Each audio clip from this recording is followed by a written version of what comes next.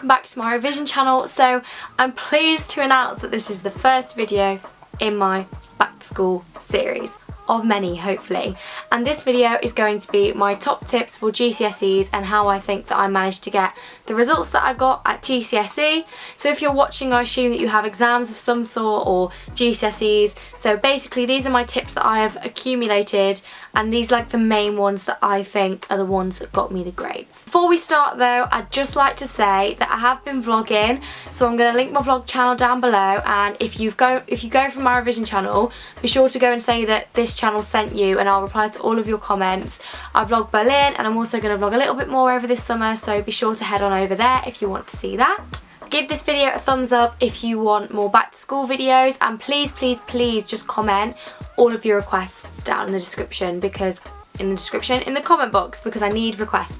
Thank you. So I have the list here on my phone of my top 10 tips. I think it's 10. 1, 2, 3, 4, 5, 6, 7, 8, 9, 10. Perfect. So my first tip is to start from September. I think this is just such an easy tip to follow, yet it will work wonders when you actually come to revise. So one thing that I wish I'd done at GCSE was make my notes from September as I went along throughout the year, because I did that for A-level and it made my life a bajillion times easier. So if I'd have done it for GCSE, that would have just been amazing.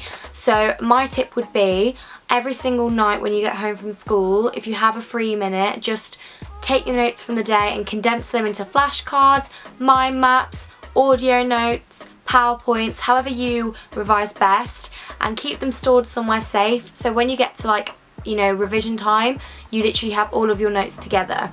I'm not saying you have to rewrite all your notes out beautifully, but for example with chemistry, every time I came across a formula, I'd put it on a flashcard, something like that, do you know what I mean? And for history, I'd always make sure that my notes were good enough that when I did do revision notes, they were easy to do.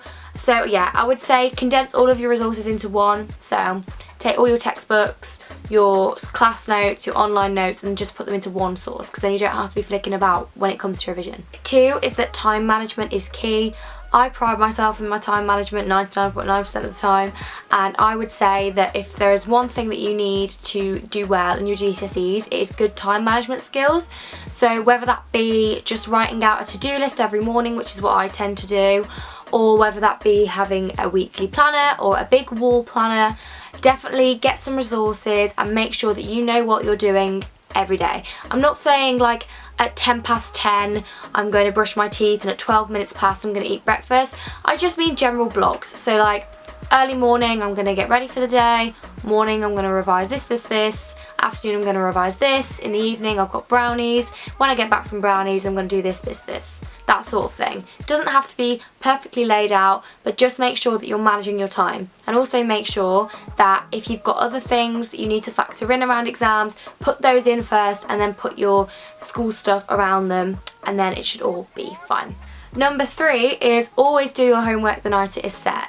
And I know that this isn't possible to do all the time, but whenever unless I've got something on in the evening, I would always just do my homework on the night it was set, because it just gets it out of the way. So if I had history, Spanish and German homework, for example, I'd get home, I'd do it straight away, and then after that I had the evening free, unless it was exam season, obviously then I didn't have the evening free.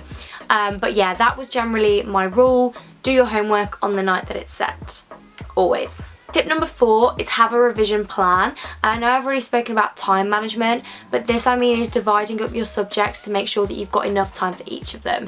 So early in the year you need to be focusing on identifying your weak points, so like your weak subjects. So I always knew that history wasn't a weak subject for me, but I gathered pretty early on that it was going to be one of the most time consuming, as well as English, which was one of my weaker subjects. So those will be the ones that when it came to revision time, I knew that I had to put the time in for. So they would get like 3 hours a week, and like maths would get 1, because I found maths easier. That's just how it worked for me. I would say that having a plan like this and making sure you're tweaking your plan as you go to fit your needs is absolutely essential. I do have a video on how to make a revision timetable on my channel, but if you don't want to make a timetable, at least make a checklist of everything you need to cover, and then you can just tick it off as you go. So for history, I printed off the spec, made it pretty, and then every time I covered a topic, I'd tick it. And then by the exam, I covered everything twice, so I felt confident that I was ready to go. Tip number 5, past papers are your best friend.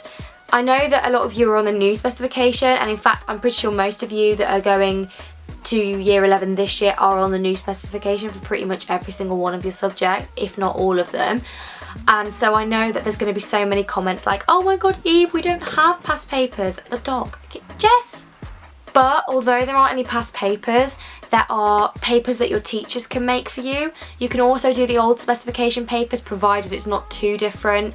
As well, for things like languages where the spec is new, there'll be textbook exercises, there'll be past paper exercises at the end of each textbook, there'll be specimen papers, there'll be grammar books. For things like history, you can always ask your teacher to set questions and mark them according to the new mark scheme, or do old past paper questions and get them to mark it. There are so many options that you can do. As well, you have to remember that for English and maths, the past papers from this year will be around next year for you to use.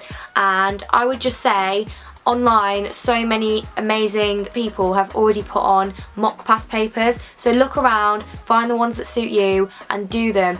Even if you can't do past papers, just do practice questions. I would say the best way to do well in a subject is to practice the exam format until the point where you're going in the exam and you just feel like it's another mock. That's where you want to be at in your life.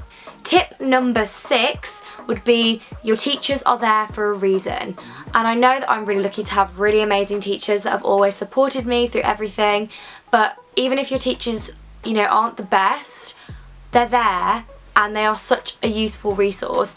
They have been through exams themselves, so they have a lot of advice and wisdom that they can give you. And as well as that, you have to remember that they teach your subject, so they know the specification much better than you will, unless you're like super prepared. So if you have any points in the textbook that you're not sure on, they are the people you should go to clarify. They'll also be able to mark your past papers, they'll be able to help you with your time management, they'll be able to give you extra resources, lunchtime sessions. They are there to help you and they want to see you do well, so use them because they're so helpful. And I would also suggest that from the start of September, try and keep a good relationship with your teachers because it makes year 11 so much easier. Tip number 7 is priorities are so important.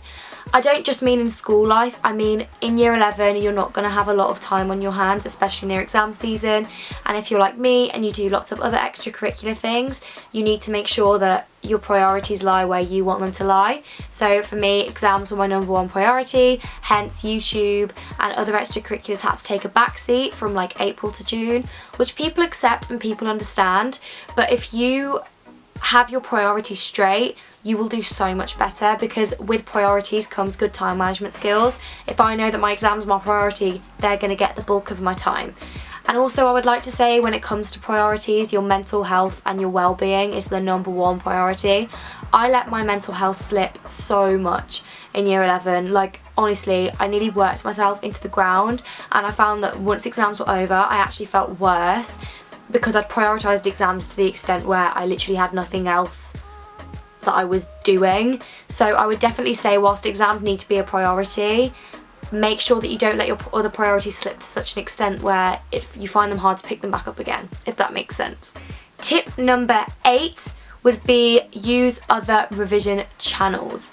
So I know mine's great, you know, and it's amazing, and you should all share it with your friends, and we should try and get to 100k super soon and all of that, you know. But there are other amazing revision channels. I've linked some on the side of my channel, like Ibs Mo, Mr. Bruff, Study with Jess, Ruby Granger. There are so many really good revision channels, and you need to find the ones that work for you, and make sure you're active. Revision YouTubers know what they're doing, I think, and therefore they are the best people to ask advice about. If you're worried about uni, there are university YouTubers like Holly Gabrielle, Gracefit UK. If you're worried about exams, there are people like me, people like Ruby that have been through exams and understand your pain, and we're always there to help you. So if you ever have any questions, you can leave them in the comments. And also there are so many subject specific videos. There's Matthew Langridge for history, Mr. Bruff for English, Hagati Maths for maths. My Science GCSE, like literally so many. So look around, find the ones that are for your spec and go crazy, because I think YouTube is one of the best revision resources and I really wish that there were more revision videos on YouTube. Tip number 9 would be to make sure you still have a life. Yes, this is difficult between April and June, I accept that, and okay, your life kind of has to like sit on the side and wait for you to finish your exams, but for the rest of the year, make sure you're going out at the weekend. You don't need to sit and revise like all weekend, every weekend. It's just not healthy. If your friends say, hey, do you want to go out? Go out. Unless it's exam season, like, yeah, you need to be working, but you don't need to be in exam mode all year. I was kind of like that for my AS levels. I feel like I worked a bit too hard for the rest of the year, so like when I'd finished exams I literally was like dead and I couldn't do anything, like I was so tired. And now I'm not really working that much because my brain just can't get back into that zone. So make sure that your social life doesn't slip, and still go out and see people, even in exam season. In the Easter holidays where I was so fed up, and I just texted my friend Yas and I was like, hey, do you want to go out and do something? And honestly, I got so much more revision done the next day. So make sure your social life takes a backseat, but doesn't take so much of a backseat that you struggle, you know, to keep friendships going and things. Your friends at the end of the day are going to be there for you. They're always there to support you, so yeah. And my final tip is to remember that grades are not everything. Year 11 will be the most stressful year that you've done so far in your school career. Like, it gets more stressful, but like, stress is relative, so it is extremely stressful. And what I would like to say is, you may be surrounded by people who think that grades are everything, and I will say that honestly, in the height of exam season, to me, grades do become everything, which is something that I really wish I could get myself out of the mindset of. When you realise that yes, your grades are important, but they're only a stepping stone to the next stage in your life, that is when you are going to get in the perfect mindset to do well in your exams. So basically, what I want you to remember is that yes, your GCSEs are important, but only to get into college to do your A-levels, and then no one's going to ask about your GCSEs. Yes, your A-levels are important, but only to get into uni, and then no one's going to ask about your A-levels. So although grades are so important, I know this is so cheesy, but they don't define you, and your grades reflect your effort, and they reflect everything that's going on in your life at the time. They reflect how hard you've tried or how many problems you've had. Like, your grades are a reflection of your circumstances at that time, and if your circumstances aren't favourable, that's not your fault, you know? Yes, okay, the more effort you put in, the better grade you're going to get, but if you get a grade that you're not happy with, don't see that as a permanent thing. See it as something that you can build on and improve on, because it's so bad for your mental health dwelling on bad grades when there are so many other more important things in life to be focusing on. So I hope that these tips were of some use to you. I think there were 10, although I'm not entirely sure. If this was of use to you, please do give this a thumbs up and comment all of your back to school requests down below, and I will see you very, very soon with a new video. Bye guys! Mwah.